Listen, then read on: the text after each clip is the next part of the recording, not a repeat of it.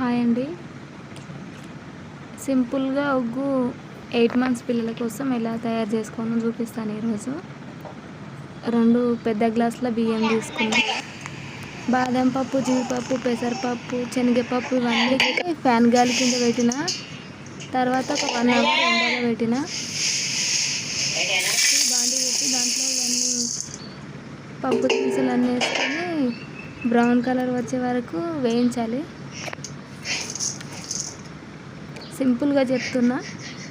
8 months నుంచి 12 months వరకు ఎప్పుడైనా తినవచ్చు.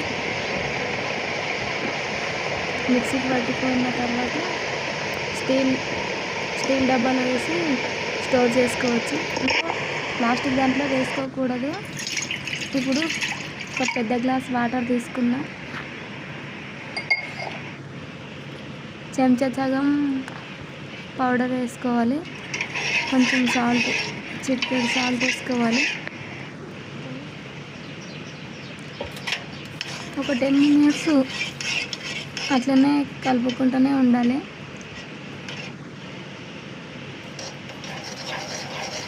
అడుగంటకుండా కలుపుతూనే ఉండాలి. గడ్డలు కట్టకుండా కలపాలి. చూడండి, సింపుల్గా విలేజ్ స్టైల్ చేసిన.